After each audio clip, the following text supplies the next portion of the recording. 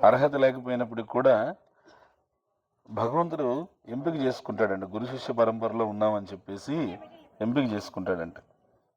దానికే అంటారు, for most of the things in our spiritual journey we are not qualified actually, but we are selected. We are not deserved, but we are selected. అవునా? చాలా ముఖ్యమైనటువంటి విషయం గుర్తుపెట్టుకోవాలి మనం. ఈరోజు క్షీరసాగర గోపీనాథుడు మనకి ఇచ్చేటువంటి ఆప్యాయత ఇదంతా.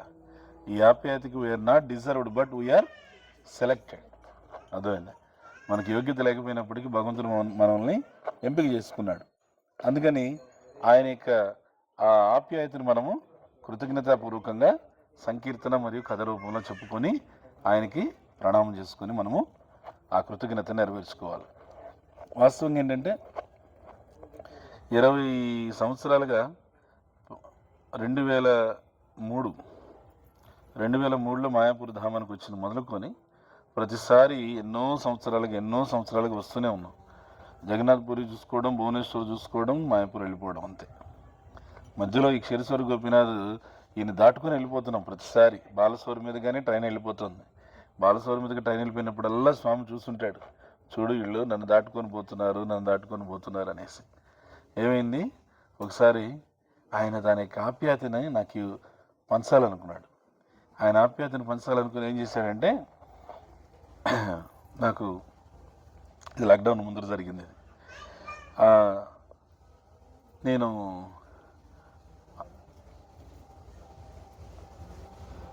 భాగవతం వారానికి ఒకసారి మాకు అవకాశం వస్తుంది. అలా నాకు ఆ రోజున భాగవతం చెప్పమని చూస్తే నాకు ఆ రోజున మాధవేంద్రపురి ఆవిర్భావ మహోత్సవం వచ్చింది.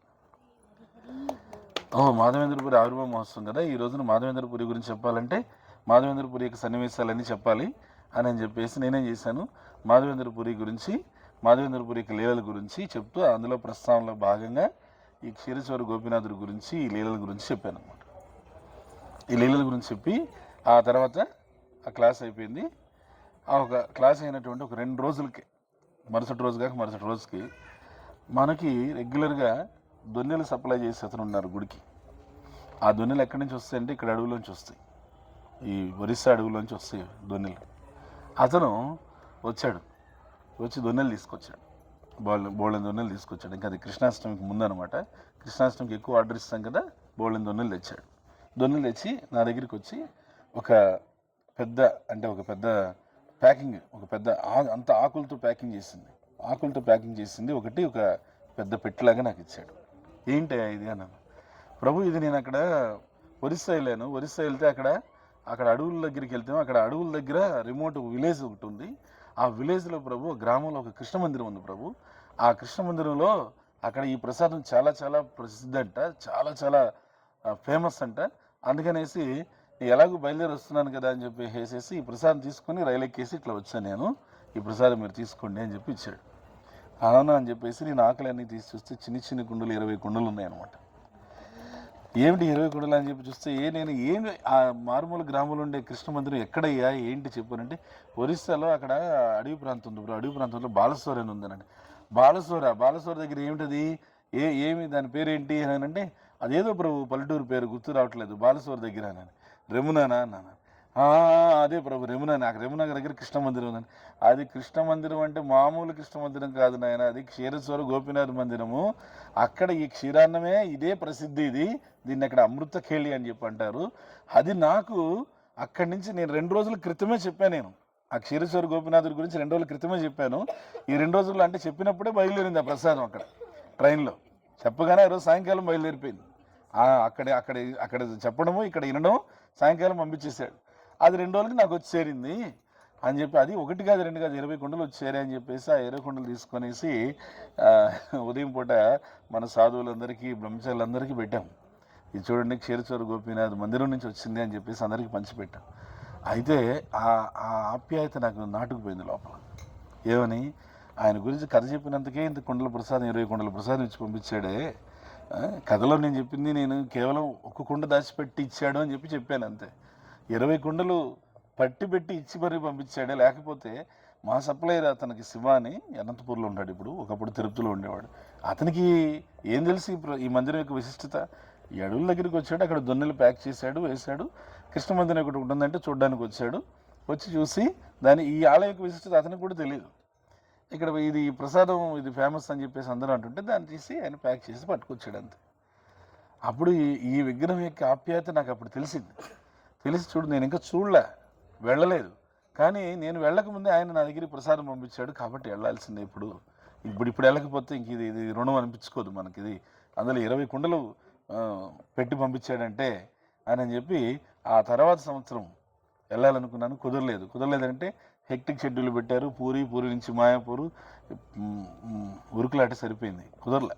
కుదరపోయేసరికి ఆ మరుసటి సంవత్సరం మళ్ళీ అలానే షెడ్యూల్ ఉంటే అప్పుడు నేనేం చేశానంటే చూసి ట్రైన్స్ రాత్రి మేలుకు నుండి పూరిలో అక్కడ రాత్రి ట్రైన్ ఎక్కి దిగి ఇక్కడ చూసుకొని మళ్ళీ వాళ్ళు వెళ్ళే టైంకి మళ్ళీ వెళ్ళి వాళ్ళ దాంట్లో కలిసి మాయాపూర్ వెళ్ళిపోయాను. అది మొట్టమొదటిసారి నేను రావడం. మొట్టమొదటిసారి వచ్చి క్షీరచోర గోపీనాథ్ని చూసినప్పుడు చాలా చాలా సంతోషం అంటే సంతోషం. ఆ 3 విగ్రహాలు చూసి, ఇక్కడ రసికానంద ప్రభు సమాధి చూసి, అక్కడ పక్కన మాధవేంద్రపురి సమాధి ఉంది, కొంచెం దాన్ని నడుచుకుంటూ వెళ్ళాలి. మాధవేంద్రపురి సమాధి చూసి ఆయన చెప్పులు అవన్నీ చూసి చాలా సంతోషం అయ్యింది అనమాట. సంతోషం అయిన తర్వాత అప్పుడు కూడా క్షీరాన్నం కుండలు ఇచ్చారు, తీసుకున్నాం. అక్కడ తీసుకునేసి వెళ్ళిపోయినప్పుడు అప్పుడు అనుకున్నాను, చూడు ఇన్నేళ్ళు నేను ఇదే దారిలో వెళ్ళిపోతున్నాను, పూరి మాయాపూరు. ఆయన అనుకుని ఉంటాడు, చూడు ఎంతకాలం పోతావు చూస్తాను, నన్ను దాటుకొని పోతున్నావు, ఏదో రోజు నేను లాగిన తర్వాత ఇంకా నన్ను దాటకుండా పోకుండా ఉండలేకపోతావు అని చెప్పేసి స్వామి అనుకున్నాడు. ఆ సంవత్సరం నుంచి నేను మళ్ళీ క్రమం తప్పకుండా ఇటువైపు వచ్చినప్పుడల్లా పూరి చూసుకుని మాయాపూర్ వెళ్తుంటే మధ్యలో క్షీరచోర గోపీనాథ్ చూసుకునే వెళ్ళాలి అనేటువంటిది ఖచ్చితంగా ఒకటి పెట్టుకొని, అలా నేను ఆ యాత్రలో కూడా వాళ్ళకి నేను నచ్చ చెప్పాను. యాత్రలో కూడా నచ్చ చెప్తే చూడండి 21 సంవత్సరాలు మార్చినటువంటి యాత్ర, 21 సంవత్సరాలు మార్చిన యాత్ర ఆ 22వ సంవత్సరంలో ఈ క్షీరచోర గోపీనాథ్ యొక్క ప్రేరణ వల్ల అది యాత్ర మారి అప్పటి నుంచి ఏమైందంటే పూరి తర్వాత రెమునా తర్వాత కలకత్తా మాయాపూర్ అని ఆ విధంగా ఫిక్స్ అయిపోయింది యాత్ర అనమాట. సో అది ఆయన యొక్క ప్రేరణ అంత గొప్పదని చెప్పేసి నాకు అప్పుడు అర్థమైంది. 21 ఏళ్ళుగా జరగలేదు అది, ఎప్పుడు ఇలానే వెళ్ళిపోతున్నారు. 21 ఏళ్ళ తర్వాతన ఆ క్షీరచోర గోపీనాథుడి ప్రేరణ వల్ల ఇప్పుడు ప్రతి యాత్ర అలానే వెళ్ళడం జరుగుతుంది. అందుకని క్షీరచోర గోపీనాథుడి గురించి చాలా ప్రత్యేకం కాబట్టి స్వయంగా చైతన్య మహాప్రభు ఇక్కడ కూర్చొని క్షీరచోర గోపీనాథుడికి లీల చెప్పారు. తన భక్తులందరినీ కూడా పూరి నుంచి తీసుకొచ్చి ఇక్కడ భక్తులందరినీ కూడా కూర్చోబెట్టి వాళ్ళు అడిగారు అనమాట, ఏమని, ఈ గోపీనాథుడి చరిత్ర ఏంటి, ఎందుకు ఇన్ని క్షీరచోర గోపీనాథ్ అంటున్నారు, ఏమేనంటే చెప్తాను కూర్చోండి అని చెప్పి కూర్చోబెట్టి చైతన్య మహాప్రభు ఇదే ప్రదేశంలో కూర్చొని ఆ గోపీనాథుడి లీల వర్ణించారనమాట. అలాంటి చోట కూర్చొని భగవంతుడి లీల వర్ణించే అవకాశం, వినే అవకాశం ఉంది అంటే చూడండి, బ్రహ్మ మధ్వ గౌడీయ సంప్రదాయము ఎంత గొప్పదో. భగవంతుడు కూర్చొని చెప్పిన చోటనే చెప్పుకునేటువంటి వినేటువంటి అవకాశం మనకు కలిగిందంటే బ్రహ్మమధ్వ గౌడీ సంప్రదాయం ఎంత పవర్ఫుల్, ఎంత శక్తివంతమో చూడండి. అలాంటి సంప్రదాయంలో మనం అందరం కూడా గుర్తించాలి. ఈ బ్రహ్మమధ్వ గౌడీ సంప్రదాయాన్ని జన్మలకి కూడా వదిలిపెట్టకూడదు. చక్షుదాన్ దిల్లో జై జన్మే ప్రభు సై దివ్య జ్ఞాన్ హృదయ ప్రకాశిత్. జన్మలకి కూడా నేను ఈ గురు పరంపరను వదిలిపెట్టను, ఎందుకంటే నాకు జ్ఞానం ఇచ్చారు అని చెప్పి అంటున్నారు. అట్లాంటి ఆ భగవంతుడి గురించి, లీల గురించి మహాప్రభు ఇక్కడ వివరించారు. ఎలా చెప్పుకొచ్చారంటే, ఇది ముందు భగవంతుడు ఇక్కడికి ఎలా వచ్చాడు అనేటువంటిది మొట్టమొదట, తర్వాత ఇక్కడికి మాధవేంద్రపురం ఎలా వచ్చారు అనేటువంటిది రెండవది. భగవంతుడు ముందు ఎట్లా వచ్చారు ఇక్కడికి అని అంటే, మనం 12 లక్షల సంవత్సరాల క్రితానికి వెళ్ళాలి, త్రేతాయుగానికి వెళ్ళాలి. త్రేతాయుగంలో అది రాముడు వనవాసంలోకి వెళ్ళాలి. రాముడు వనవాసంలో ఎక్కడికి వెళ్ళాడు, ఆయన సీతాదేవితో పాటుగా చిత్రకూట పర్వతానికి వెళ్ళాడు. ఆ చిత్రకూట పర్వతంలో ఒక రోజున అడవిలో సంచరిస్తూ ఉన్నప్పుడు అకస్మాత్తుగా భారీగా వర్షం, గాలి, వాన వచ్చేసి అప్పుడు సీతాదేవి రాముడు ఇద్దరు కూడా చేయబట్టుకొని పరిగెత్తుకుంటూ ఆ వర్షంలో తడుచుకుంటూ చాలా దూరం ప్రయాణించి అక్కడ ఒక మునులు నివసించేటువంటి ఆశ్రమాలు కనిపిస్తే ఆశ్రమాల దగ్గరికి వెళ్ళి అక్కడ తలదాచుకున్నారు. కాసేపటి వర్షం అంతా తగ్గిన తర్వాత వాతావరణం అంతా ప్రశాంతం అయిపోయింది. అడవి వాతావరణం కదా, ఇంకా గొప్పగా, ఇంకా అద్భుతంగా ఉంటుంది. ఎంత ప్రకృతి రమణీయమైన వాతావరణం అనమాట. ఆ వాతావరణాన్ని చూసి సీతారాములు చక్కగా ఆనందిస్తూ ఉంటే అదే సమయంలోకి వాళ్ళకి చక్కగా అమ్మా అని చెప్పేసి ఆవులు చక్కగా అమ్మ అని పిలిచేటువంటి శబ్దం వినిపించేసరికి చూస్తే ఆవులు గుంపులుగా వచ్చేస్తున్నాయి ఇక్కడ. ఆ ఆవులు గుంపులకు వచ్చేది ఎప్పుడైతే రాముడు చూశాడో, రాముడు ఆవులు చూసుకుని అట్లాగే తదేకంగా చూస్తూ ఉండిపోయాడు. ఆవులు ఆనందంగా పచ్చిక బయళ్ళు ఎగురుతున్నాయి, దూకుతున్నాయి, తోక ఎగరేసి పరిగెడుతున్నాయి దూడలైతే. అది చూసి ఇంకా ఆనందం అయిపోయి రాముడు ఆనందంగా వాటిని చూస్తున్నాడు, ఆ దూడల్ని ఇంకా చూస్తున్నాడు. చూస్తుంటే సీతాదేవి ఏంటి అలా చూస్తున్నారు అని చెప్పి చేయాడిచ్చి అడిగింది అనమాట. అడిగితే అప్పుడు రాముడు ఏం లేదు, నా రాబోయేటువంటి యుగంలో చేయబోయేటువంటి అవతారంలో ఉన్న లీలలన్నీ గుర్తొచ్చాయి నాకు, అందుకనేసి నేను మైమర్చిపోయానండి. రాబోయే యుగంలో మీరు చేయబోయేటువంటి లీలలు ఏమిటంటే, నేను ద్వాపర యుగం రాబోతుంది, అప్పుడు కృష్ణుడిగా రాబోతున్నాను. కృష్ణుడిగా రాబోయేటప్పుడు నేను లీలలన్నీ కూడా ఈ గోవుల దగ్గరే లీలలు చేస్తాను. అందుకే నన్ను ఏమంటారు, గోవింద గోపాల అని చెప్పి అంటారు. అందుకని ఆ లీలలన్నీ గుర్తొచ్చినాక ఆనందంతో మైమరిచిపోయాను. మీరు మైమరిచిపోతే సరిపోయిందా? నేను నాకు చెప్పండి అని చెప్పాను. అనేసరికి సరే అలాగే చెప్తాను జీ హుజూర్ అని చెప్పి ఆయన చేశాడు. మొత్తం అన్నీ కృష్ణలీలలన్నీ వర్ణించాడు, బృందావన లీలలు, బాల్యలీలలన్నీ వర్ణించాడు. ఆ లీలలన్నీ విని సీతాదేవి ఎంత ఆనందపడిపోయిందో, ఇంత అద్భుతంగా ఉంటాయా కృష్ణ కథ, ఇంత అద్భుతంగా ఉంటుందని. అప్పుడు వినింది కదా, దాదాపు చెప్పాడంటే ఒక వారం పాటు చెప్పాడట ఆయన, వారం రోజుల పాటు. వినిన తర్వాత ఇప్పుడేముందంటే, చాలు ఆడియో వినిపించారు కదా, వీడియో చూపించండి అని. అంటే ఏమిటి, నువ్వు ఏ కృష్ణుడి గురించి ఏదో చెప్పావో ఆ కృష్ణుడు నా కళ్ళకి చూపించు, నేను చూడాలి అని అనేసరికి సరే అని చెప్పేసి రాముడు రామబాణం తీసి ఒక వారం రోజులు గడువు, ఆ వారం రోజుల్లో నేను చక్కగా నీకు విగ్రహాన్నే చెక్కి నీ దగ్గరికి తీసుకొస్తాను, విగ్రహాన్ని చక్కగా మలిచి నీకు తీసుకొస్తాను వారం రోజులకు అని చెప్పి రాముడు వెళ్ళి ఏం చేస్తున్నాడు, ఆయన ఆ కృష్ణలీలలో పూర్తిగా నిమగ్నమయ్యి కృష్ణుడి యొక్క విగ్రహాన్ని రాముడు రామబాణంతో శిల మీద చెక్తున్నాడు. ఆయన శిల మీద చెక్తుంటే ఆయన వారం రోజులు చెప్పాడు. వారం రోజులు ఎక్కడ ఆగుతుంది, 4 రోజుగా వచ్చేసింది. 4వ రోజుకి వచ్చేసి ఎక్కడ విగ్రహం అని చెప్పేసింది. అప్పటికి ఇంకా విగ్రహాన్ని రాతిలోనే చెక్కుంది, ఇంకా రాతి నుంచి విడివడలే విగ్రహం. ఈ వారం రోజులు సమయం ఇస్తే మొత్తం అంతా తీసి విగ్రహం అంతా తీసి పక్కకి తీసుకొచ్చే పని అది లేదే. అందువల్ల ఏమైంది, ఆ రాతి లోపల విగ్రహం అట్లానే ఉండిపోయింది.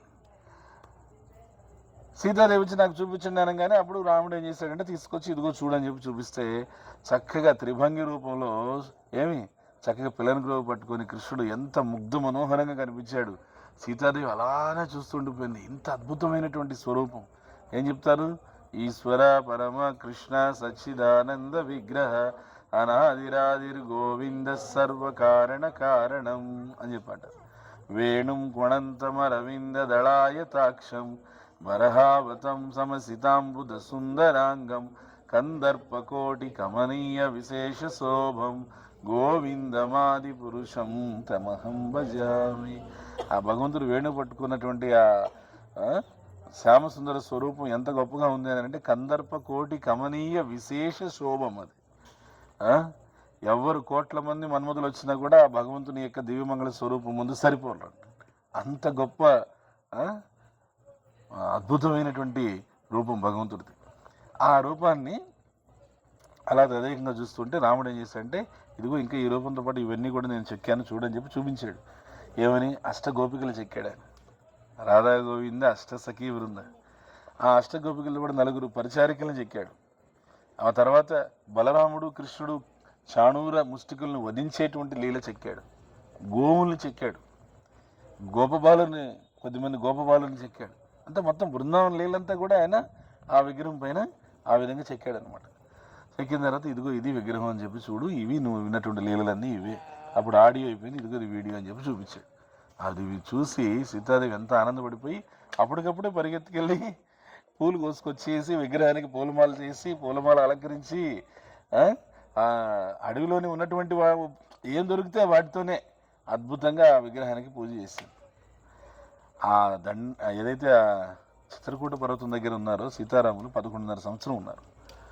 మొత్తం 14 సంవత్సరాల వనవాసంలో 11.5 సంవత్సరం ఎక్కడున్నారు, చిత్రకూట పర్వతం. ఆ చిత్రకూట పర్వతం సీతారాముల యొక్క లీలలకి ఎంతో ఎంతో నిలయమైనటువంటిది అది. అందుకనే చాలా ప్రత్యేకం అనమాట. ఆ చిత్రకూట పర్వతం దగ్గర అందుకే రామచరితమానసం రచించారు తులసీదాసు. ఎందుకంటే అక్కడ భగవంతుని యొక్క అనుగ్రహం సంపూర్ణంగా లభిస్తుంది అనేసి. ఇట్లా అక్కడ చాలా అనేకమైన లీలలు ఉన్నాయి. మనం మొన్న వెళ్ళాం కదా చిత్రకూట పర్వతానికి. అక్కడ చిత్రకూట పర్వతంకి వెళ్ళాం కాబట్టి అక్కడి నుంచి రికమెండేషన్ వచ్చి మళ్ళీ ఇక్కడికి వచ్చాము. ఎందుకంటే అక్కడున్న విగ్రహం ఇక్కడికి వచ్చింది కాబట్టి మనం కూడా అక్కడి నుంచి ఇక్కడికి రాగలిగాం. అక్కడ ఆ విగ్రహాన్ని సీతాదేవి పూజించింది. తర్వాత ఇంకా 11,500 సంవత్సరం తర్వాత వెళ్ళిపోయారు. సీతారాములు ఎప్పుడైతే అలా వెళ్ళిపోయారో వెళ్ళిపోయిన మరుసటి రోజు బ్రహ్మదేవుడు వచ్చేసాడు. బ్రహ్మదేవుడు వచ్చి ఇక నుంచి నాది బాధ్యత ఇది, ఎందుకంటే నేను సృష్టికర్తను కదా, నా సృష్టిలో ఇక్కడ ఏర్పాటు చేసింది భగవంతుడు కాబట్టి నాది బాధ్యత అని చెప్పి బ్రహ్మదేవుడు ఆరాధన చేస్తున్నాడు. సత్యయుగంతో ఆరాధన చేశాడు. త్రేతాయుగం, ద్వాపరయుగం, స్వయంభూమూర్తులంతా ఏమిటంటే నేను మనం చెప్పాను, కావలసినప్పుడు ప్రకటన అవుతారు, వద్దనుకున్నప్పుడు అప్రకటం అయిపోతారు. స్వయంభూమూర్తులకు ఉన్న లక్షణం అది. ఆ స్వయంభూమూర్తులు ఎవ్వరికి కనిపించలేదు, ఎవ్వరికి తెలియలేదు. సత్యయుగం త్రేతాయుగంలో బ్రహ్మదేవుడు త్రేతాయుగంలో ఆరాధన మొదలుపెట్టారు. ఎందుకంటే రాముడు త్రేతాయుగంలో చెక్కిన విగ్రహం అది. సత్యయుగం కాదులే. త్రేతాయుగం తర్వాత ద్వాపరయుగం, ద్వాపరయుగం తర్వాత కలియుగం. కలియుగంలో కూడా బ్రహ్మదేవుడు పూజించాడు. అయితే బ్రహ్మ వచ్చి అక్కడ పూజిస్తున్నట్టుగా ఎవరికి తెలియదు, ఎందుకంటే ఆ విగ్రహం అక్కడ ఉన్నట్టుగా కూడా ఎవరికి తెలియదు. లాంగోల నరసింహదేవరాజు అని ఈ ఒరిస్సా రాజు తీర్థయాత్రలు కొద్దిమంది సాధువులను వెంట పెట్టుకుని వెళ్ళాడు. చూడండి, సాధువులను వెంట పెట్టుకుని తీర్థయాత్ర ఎందుకంటే వాళ్ళు కృష్ణ కథ చెప్తూ ఉంటే వింటూ ఒక్కొక్క ప్రదేశం చూసుకుంటూ కాశీ, అయోధ్య అన్నీ చూసుకుంటూ చిత్రకూటానికి వెళ్ళాడు. ఆయన వెళ్ళి అక్కడ కూడా భగవంతుడి గురించి చక్కగా లీలలు విన్నాడు. ఆ లీలలు వింటూ ఉండగా ఆయన ఆ లీలలో భాగంగా రాముడికి లీలలు విన్నాడు, కృష్ణుడికి లీలలు కూడా విన్నాడు. చాలా ఆనందపడ్డాడు. అప్పుడు ఆయన ఆ అడవిలో ప్రయాణం చేస్తుంటే ఆయన కనిపించింది విగ్రహం. ఆ లాంగూల నరసింహదేవరాజుకి విషయం తెలియదు, ఇది బ్రహ్మదేవుడు పూజ చేస్తున్నాడు అని. అయ్యయ్యో, ఎవరు పూజ చేయకుండా అడవిలో పడిపోయిందే విగ్రహం, ఈ విగ్రహాన్ని నేను తీసుకెళ్ళి నేను ఆరాధన చేస్తానని చెప్పి ఆ విగ్రహాన్ని బండికి ఎక్కించుకునేసి ఆయన చిత్రకూట పర్వతం నుంచి బయలుదేరి బండిలో తీసుకొని వచ్చేసాడు, రథంలో తీసుకొని వచ్చేసాడు. ఆ విగ్రహాన్ని అక్కడి నుంచి తీసుకొచ్చేసి ఇలా ఈ దారిలో ఆయన ఉద్దేశం ఏంటంటే దీన్ని జగన్నాథ్ పూరిలో పెడదాము, మా జగన్నాథ స్వామి ఉన్నాడు కదా, ఆ జగన్నాథ స్వామి సన్నిధి దగ్గర పెడదాం ఈ విగ్రహాన్ని అనే ఉద్దేశంగా పూరికి వెళ్ళడానికి ఈ దారిలో వస్తున్నాడు. ఆయన వస్తూ రాత్రి ఈ ప్రదేశంలో విడిది చేశాడు. ఈ ప్రదేశం పేరేమిటి? రెమునా. రెమునా అనేటువంటి ఈ పేరు ఎలా వచ్చింది?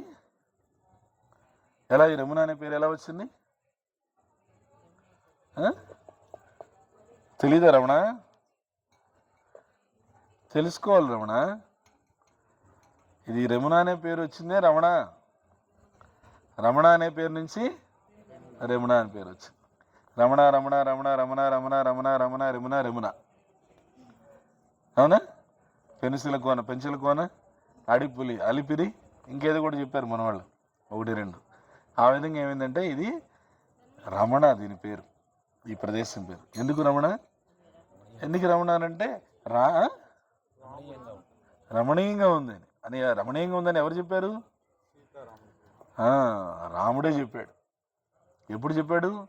రావణాసురుని సంహారం చేసిన తర్వాత తిరిగి అయోధ్యకు వెళ్ళేటప్పుడు సీతారాములు ఈ ప్రదేశంలో 4 రోజులు ఉన్నారు. ఇక్కడ హరిహరీవో 4 రోజులు ఇక్కడ ఉన్నప్పుడు, ఎందుకు 4 రోజులు ఇక్కడ ఉన్నారంటే ఈ ప్రకృతి అంత రమణీయంగా అనిపించింది వాళ్ళకి.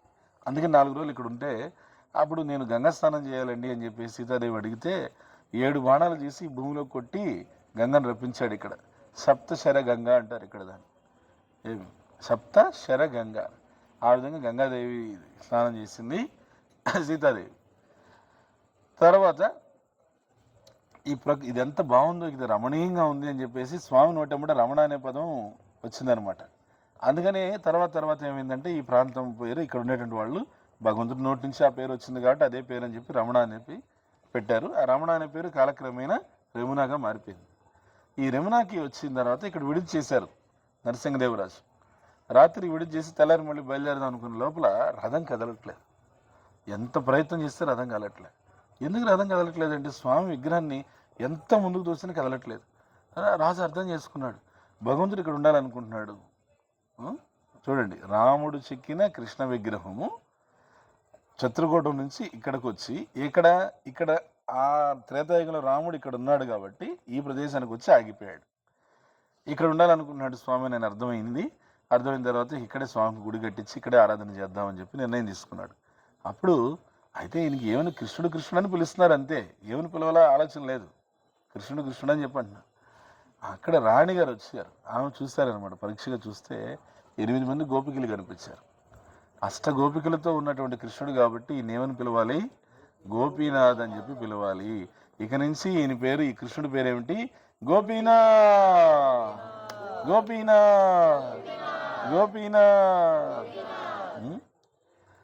భక్తివినోద్ ఠాకూర్ వారు గోపీనాథ్ అనే ఒక అద్భుతమైన కీర్తన చాలా చక్కగా చెప్తారనమాట. గోపీనాథ్ మమ నివేదన సూనో విషయీ దుర్జన సదా కామరత కిచ్చు నాహి మోర గుణ. గోపీనాథ్, హే గోపీనాథ్, నా నివేదన కాస్త విను. నా నివేదన నిజంగా ఈరోజు విన్నాడు ఆయన విన్నాడు కాబట్టి మనం ఇక్కడ ఉన్నాం. అదేనా విషయీ దుర్జన, విషయాలు నిండిపోయినటువంటి దుర్జనుని, నేను దుష్టుణ్ణి. సదా కామరత, ఎల్లప్పుడూ కూడా భౌతికమైన కోరికలు తప్పితే వేరే పని లేదు. కిచునాహి మోర గుణ, ఒక మంచి గుణం అని చెప్పుకోవాలంటే ఏం లేదే. భక్తివినోద్ ఠాకూర్ ఎలా చెప్తున్నారు చూడండి, ఎంత వినయంగా. అంటే భక్తివినోద్ ఠాకూర్కి కాదు ఈ స్థాయి, భక్తివినోద్ ఠాకూర్ కాదు, ఆయన భక్తి వినోద్ ఠాకూర్, మనం భక్తి లేని ఠాకూర్. మన గురించి భగవంతుడికి నివేదన చేస్తున్నాడు ఆయన ఈ విధంగా. గోపీనాథ్ আমার ভরসা তুমি, তোমার চরণে লইনু শরণ, তোমার కింకురామి. గోపీనాథ్, నా భరోసా నువ్వే. అందుకని ఈరోజు నీ పాదాల దగ్గరికి వచ్చి నేను ప్రణమిల్లాను. కాబట్టి నన్ను నువ్వే చేరదీయాలి, నన్ను ఏదో ఒక విధంగా బాగు చేయాలి. ఎందుకంటే తోమారే కింకురామి, నేను నీ సేవకుడిని కదా. నువ్వు వద్దనుకున్నా, కాదనుకున్నా, అవుననుకున్నా నేను నీ సేవకుడిని. నీకు ఇష్టమో ఇష్టమో నాకు తెలియదు, నీ సేవకుడిని కాబట్టి నువ్వే నన్ను బాగు చేయాలి. గోపీనాథ్ কেমনে শোধিবে মোরে, না জানি বকাতি খর্মে জড়মাতি, পড়েছি সংসার ঘোরে. గోపీనాథ్ కేమోనే శోధివే మేరే, నాకు తెలియదయ్యా నన్ను ఎట్లా బాగు చేస్తావో, నన్ను ఎట్లా ఉద్ధరిస్తావో నాకు తెలియదయ్యా. ఎందుకంటే నజాని భక్త్, నాకు భక్తి అంటే ఏమి తెలియదు నాకు. కర్మే చేయడం అది తెలిసిందల్లా కర్మలు చేయడం అంతే. నా మత ఎప్పుడు కర్మలు చేయమనే చెప్తా ఉంటుంది. పోడేచి సంసార గోరే, ఆ కర్మలు చేసి ఈ సంసారంలో పోడేచి సంసార గోరే అంటే సంసారంలో ఏం చేస్తున్నాను నేను, దొర్లుతూ ఉన్నాను. జన్మ మృత్యు జరా వ్యాధి ఒక సైకిల్ అయిపోయింది, మళ్ళీ జన్మ మృత్యు జరా వ్యాధి రెండో సైకిల్, ఇలా సంసార చక్రంలో పడి దొర్లుతూ ఉన్నాను, నాకేం దారి లేదు. గోపీనాథ్ సకలి తోమరా మాయా, నహి మమ బాల జ్ఞాన సునిర్మల, స్వాధీన నహే కాయ. గోపీనాథ్ ఇది సకలం కూడా, ఇదంతా కూడా నీ మాయ. ఇది నహి మమ బాల, నాకేం బలం లేదు, జ్ఞానము లేదు, స్వాధీనం, నా కాయము, నా శరీరము, నా ఇంద్రియాలు నా స్వాధీనంలో లేవు. ఇది వాస్తవం. కానీ నువ్వు ఎట్లయినా సరే నన్ను చేరది. గోపీనాథ్ నియత చరణే స్థాన, మగయే పామర కాందియా కోరో హే కరుణదాన. హే గోపీనాథ్, నీ పాదాల దగ్గరికి వచ్చి నిలబడ్డాను ఇప్పుడు నేను. ఇది నా స్థానం, ఇది మా ఇల్లు, ఇది నా ఫ్లాట్ అని చెప్తారు కదా, ఇది నా స్థానం. ఇది నా ఫ్లాట్ ఎక్కడంటే కృష్ణుడి పాదం ఉండే చోట నా ఫ్లాట్. కాబట్టి ఇప్పుడు నేనేంటంటే నేను దీనంగా నేను వేడుకుంటున్నాను, ఏమని, ఎట్లయినా సరే నాకు ఈ జన్మలో నీ కరుణ చూపించు, అంతే, ఇంకేం అడగడం. ఎందుకని, గోపీనాథ్ তুমি তো সকলি পারো, দুর্জনে তারিতে তোমার শেখাতি, দুর্জনে তারিতে তোমার শেখাতি, তোমার কিంకురామి. హే గోపీనాథ్, తుమ్మితో సకలి పారు, నువ్వు ఏమైనా చేయగలవు, నీ కానిదేమి లేదు.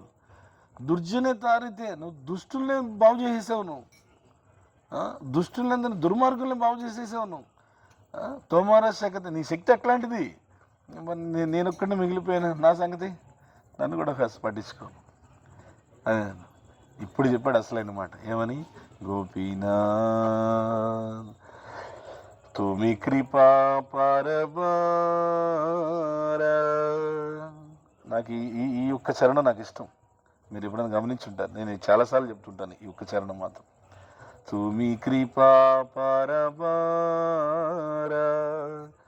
జీవేర కారణే ఆసియా ప్రపంచే లీలా కొయిలో సువిస్తార.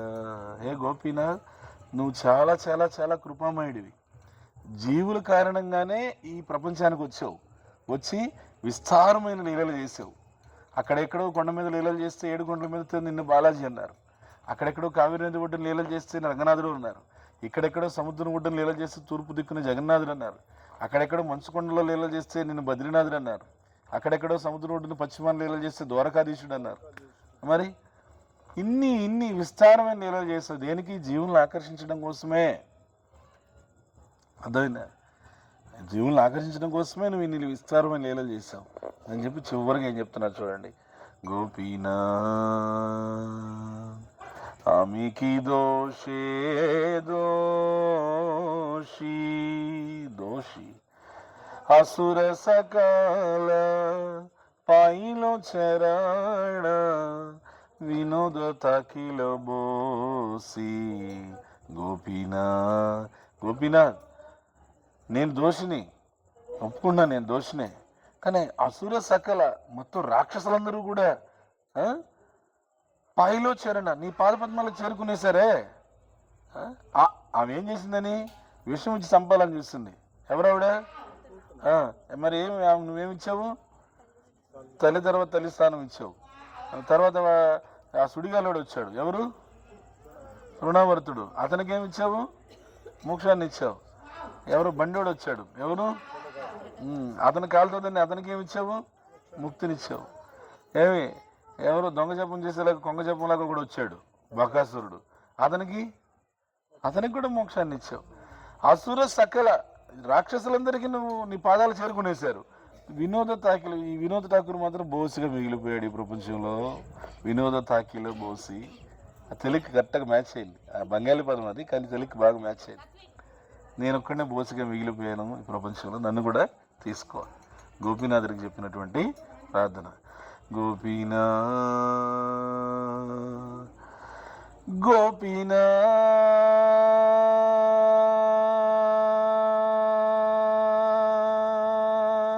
గోపీనా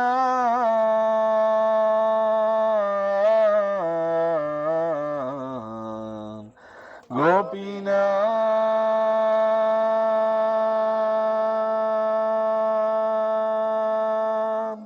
గోపీనా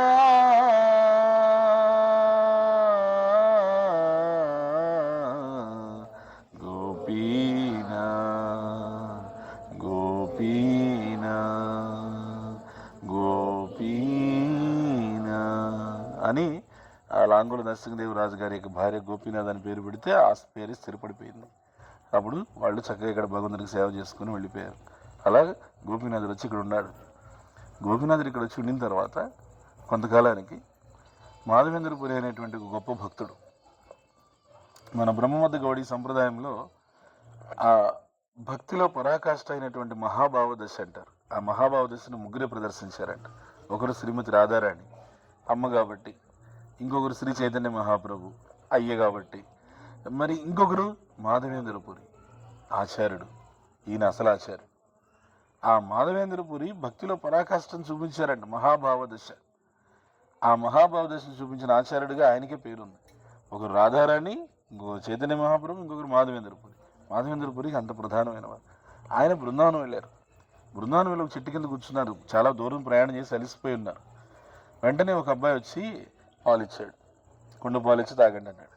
తాగండి అంటే ఏమి నన్ను తాగడు, ఆకలితో ఉన్నారు తాగండి. నేను ఆకలితో నీకెట్లా తెలుసు? నాకు అదంతే, ఈ బృందావనంలో ఎవరు ఆకలితో ఉన్నా నాకు తెలిసిపోతుంది, నేను వచ్చి పాలు ఇచ్చేసేసి వెళ్తాను అని చెప్పాను. అవునా, భలే ఉంది. ఏం పేరు నీ పేరు? నా పేరు గోపాల్ అని చెప్పేసి వెళ్ళిపోయాడు. బృందావనంలో ఎవరి పేర్లు ఉండవు, ఎంతమంది పేర్లు ఉంటాయి, కృష్ణ, గోపాల్, శ్యామ్ సుందర్ అని. సరే అనుకున్నాను. పాలు తాగుతుంటే అమృతంగా ఉన్నాయి. అవి పాలుగా ఉన్నాయి, అవి అమృతంగా ఉన్నాయి. అమృతభరితంగా ఉన్నటువంటి ఆ పాలని ఆస్వాదించిన తర్వాత ఆ రాత్రి ఆయన నిద్రిస్తే ఆయన కల్లోకి వచ్చాడు. కుండపాలు బాగున్నాయా అని అడిగాడు. అని అంటే చాలా అమృతభరితంగా ఉన్నాయని. మరి పాలు తాగేసి కడుపు నుండి అట్లా కూర్చునేదా అని ఏమన్నా పని చేసేది ఉందా ఏమన్నా? నువ్వు ఏం పని చేయాలి చెప్పనండి. నీకేమి, నువ్వు బయట బాగానే ఉన్నావు, బృందావనం గాలి బాగా ఆస్వాదిస్తున్నావు, బృందావనం అరణ్యంలో హాయిగా తిరుగుతుంది. నేను మట్టిలో లోపల ఉన్నాను, ఊపిరి ఆడట్లా, వేసవి కాలం ఎంత ఇబ్బందిగా ఉందో తెలుసా. దాన్ని ముందు బయటికి తీసి నాకు ముందు సేవలు చేసి ముందు నాకు ఏమైనా పెట్టు అని చెప్పాను. అందరికి పెట్టానని అర్థిస్తున్నాడు. పొద్దున్న లేగానే మాధవేంద్రపురి చుట్టుపక్కల గ్రామస్తులు తీసుకొచ్చి భగవంతుడు చెప్పింది తీసుకు వెళ్తే అక్కడ పెద్ద మట్టి దిబ్బ కనిపిస్తే ఆ మట్టి దిబ్బ మీద పాలు పోసింది. పాలు పోసి దాన్ని కరిగిస్తే అప్పుడు అక్కడ పెద్ద కృష్ణుడి విగ్రహం బయటపడింది. ఆ గోపాలకి తీసుకెళ్ళి ఆయన గోవర్ధన పర్వతం పైన పెట్టి పూజించి సేవించాడు. 2 సంవత్సరాలు సేవ చేశాడు. అట్లా ఆయన చాలా గొప్పగా సేవ చేశారు, భలే సేవ చేశారు. ఆయన ఏం చేశారు తెలుసా, బృందావనం చుట్టుపక్కల ఉన్నటువంటి మొత్తం ఎన్ని గ్రామాలు ఉన్నాయో గ్రామాలంతా లిస్ట్ తీశాడు ఆయన.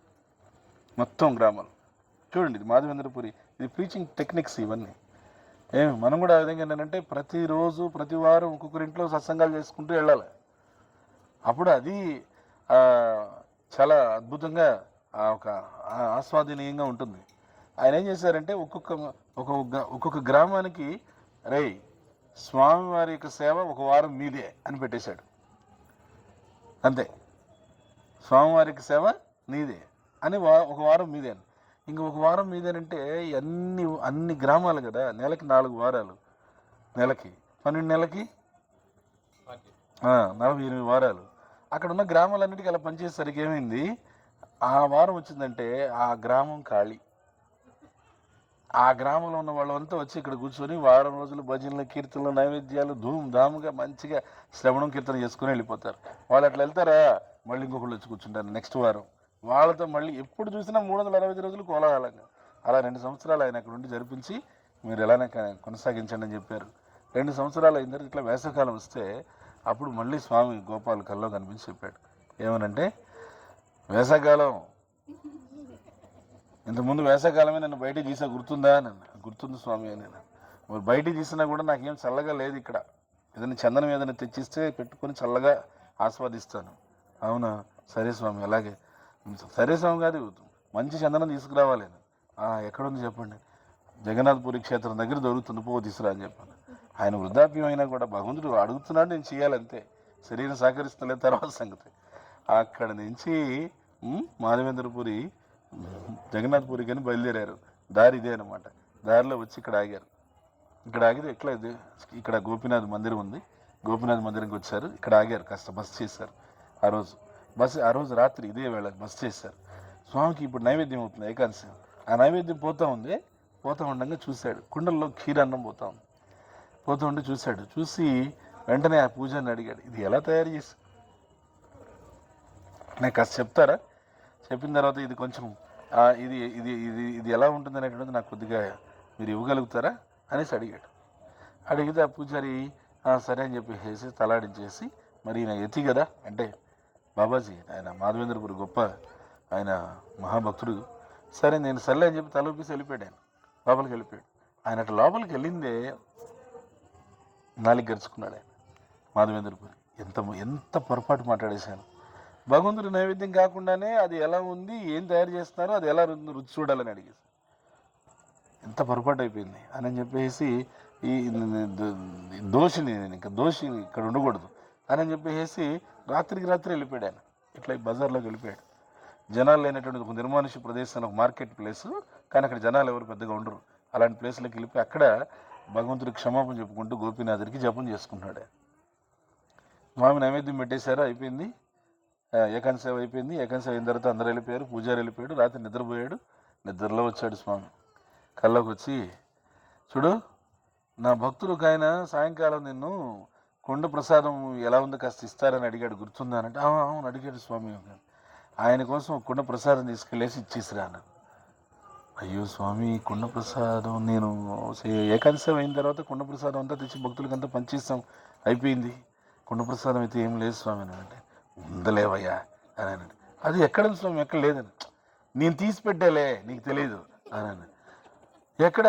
నా వెనకాల తీసి పెట్టాను, పొద్దున్నే వచ్చి చూడు కనిపిస్తుంది, ఆ కొండ తీసుకెళ్ళేసి నువ్వు ఆయనకి, ఆయన పేరు పిలిచి మాధవేంద్రపురి ఆయన పేరు పిలిచేసి ఆ కొండ ఇచ్చేసిరాపో అని చెప్పాను. సరే సరే తెల్లారు లేవు కానీ మంగళారతికి చాలా ముందుకు వచ్చి కూర్చొని జపం చేస్తున్నాడు ఆయన. ఎందుకంటే ఇంకా స్వామి వచ్చి పలకరిస్తే ఇంక మళ్ళీ ఇంక కళ్ళు మూతపడుతుందా. తెల్లారి మంగళారతికి వెళ్ళగానే లోపలికి వెళ్ళాడు పూజ చేయడానికి. చూస్తే గోపీనాథుడు వెనకాల ఒక కుండ ఉందన్నమాట. నైవేద్యం పెట్టగానే ఏం చేశాడు, గోపీనాథుడు చూశాడు, ఓహో నా భక్తుడు ఇది తిని చూడు. ఆయన ఎందుకు తిని చూడాలనుకున్నాడు తెలుసా? ఇది తనకు అక్కడ మదన గోపాలకి పెట్టాలి. మదన గోపాలకి ఎలా పెట్టాలని, మనం ఏదో కుండలు తినేసి కడుపు నింపుకొని వద్దాం కాదు, భగవంతుడికి ఎలా పెట్టాలని. అందుకని ఆయన ఏం చేశాడు, గోపీనాథుడు ఆ నైవేద్యం పెట్టిన దాంట్లో ఒక కుండ తీసి వెనక్కి పెట్టుకునేసాడు. వెళ్ళిపోయింది. ఆ కుండ అక్కడే ఉంది. పొద్దున వచ్చి పూజారి చూసి ఆశ్చర్యపోయి, స్వామి చూడు కుండ వెనక్కి తీసి పెట్టాడు ఆయన కోసం, క్షీరన్నాన్నే చోరీ చేసి వెనక్కి తీసి పెట్టిన గోపీనాథుడే ఆయన అని చెప్పి బయటకు వచ్చి క్షీర చోర గోపీనాథ అని చెప్పి క్షీర చోర గోపీనాథ్ అని చెప్పేసి ఆయనకి పేరు పెట్టి, తర్వాత బయటికి వెళ్ళి మాధవేంద్రపురి అని చెప్పేసి మార్కెట్లో అరుస్తున్నాడు ఆయన. ఉలిక్కి పడ్డాడు ఆయన, నా పేరు ఇక్కడ అసలు నేను వచ్చినట్టే ఎవరికి తెలియదు, నా పేరు ఆల్రెడీ ఎవరికి తెలిసిపోయింది అనేసి. మాధవేంద్రపురి పరిగెత్తుకుంటూ వెళ్ళారనమాట. పరిగెత్తుకుంటూ వెళ్ళి, ఎవరండి మీరు, నా పేరు మీరు ఎందుకు ఇలా, మాధవేంద్రపురి కావాలండి, మాధవేంద్రపురి మీకు తెలుసా? తెలుసా కదండి నేనే. మీ గురించి గోపీనాథుడు ఒక క్షీరాన్నం కుండ వెనక్కి తీసి పెట్టాడు, ఇది మీకు అందిమ్మని చెప్పాడు, ఇదిగో తీసుకోండి అని చెప్పన్నాడు. అనేసి ప్రణామం చేశాడు, సాష్టాంగ నమస్కారం. అందరూ చూశారు. గుళ్ళో పెద్ద పూజారి ఆయనకి సాష్టాంగ నమస్కారం చేశాడు. అందరికీ పెద్ద పూజారి ఆయనకి సాష్టాంగ నమస్కారం చేశారంటే ఎంత గొప్ప విషయం. ఆయన చెప్పారనమాట, ఏంటండి మీరు ఇలా సాష్టాంగ నమస్కారం చేశారు, ఈయనకి మీకు ఏం తెలుసయ్యా, పిచ్చోళ్ళారా, మీరు చేయండి ముందు నమస్కారం. ఎందుకు? భగవంతుడు ఆయన కోసం క్షీరాన్ని కూడా దాచిపెట్టి నా చేత ఇచ్చి పంపించాడు ఆయనకి. ఎంత మహానుభావుడు ఆయన, మహాభాగవతుడు. అందరూ నమస్కారం చేశారు. అది చూశాడు మాధవేంద్రపురి, అమ్మో ఇక్కడ నా గురించి తెలిసిపోయింది, ఇంకా నాకు పేరు ప్రతిష్టలు వచ్చేస్తాయి, అది నాకు ఎంత మాత్రం నా ఆధ్యాత్మిక జీవితానికి మంచిది కాదని చెప్పి పరిగెత్తాడు. అక్కడి నుంచి వెళ్ళి ఒక చోట ఆగి ముందు కుండను చూసి, కుండ ఖాళీ చేద్దాం మరి, ఆ కుండను చక్కగా శుభ్రంగా అందులో ఉన్న పాయసాన్నం క్షీరాన్నం అంతా ఆరగించాడు. ఆరగించిన తర్వాత కుండ చూసి, స్వామి చేతితో తీసి పక్కన పెట్టించిన కుండ కదా, కుండ అయినా ఒకటే, కుండలో ప్రసాదం అయినా ఒకటి, మొత్తం నాకు ప్రసాదం అయింది అని చెప్పేసి ఆ కుండ కూడా పెట్టుకొని, అది ఒకరోజు తీసుకోకుండా స్వామిని గుర్తుపెట్టుకోవాలని చెప్పి రోజు కొద్దిగా ఆ కుండ మొత్తం తీసుకున్నాడు ఆయన. చాలా రోజులకి కంప్లీట్ చేశాడు దాన్ని. మనం అలా చేయలేములే. ఆ కుండలో ఉన్న ప్రసాదం వరకు తీసుకోగలిగితే, ఆ ప్రసాదాన్ని వృధా చేయకుండా భక్తిభావంతో తీసుకోగలిగితే చాలు, అంతవరకు చేయగలిగితే చాలు. ఈ తర్వాత ఏం చేశారు, ఆయన పూరికి వెళ్ళారు. పూరికి దేనికి వెళ్ళారు? చందనం తీసుకురావాలి. అక్కడికి వెళ్ళే లోపల భగవంతుడు ఎట్లా అంటాడంటే, తన భక్తుడిని ప్రసిద్ధి చేయాలనుకుంటాడు. అక్కడికి వెళ్ళేపాటికే పేరు వెళ్ళిపోయింది అక్కడికి. ఏమని? మాధవేంద్రపురి కోసం గోపీనాథుడు క్షీరాన్నం దొంగతనం చేసి పక్కన పెట్టుకొని ఆయన కోసం క్షీరచోర గోపీనాథ్ అని పేరు కూడా తెచ్చుకున్నాడని వచ్చేసింది. ఈయన పూరికి వెళ్ళేసరికి అక్కడ ఉన్నటువంటి ప్రజలు, పూజారులు వాళ్ళంతా వచ్చేసి పూర్ణ కుంభంతో ఆయనకి స్వాగతం పలికి బ్రహ్మరథం పట్టారు.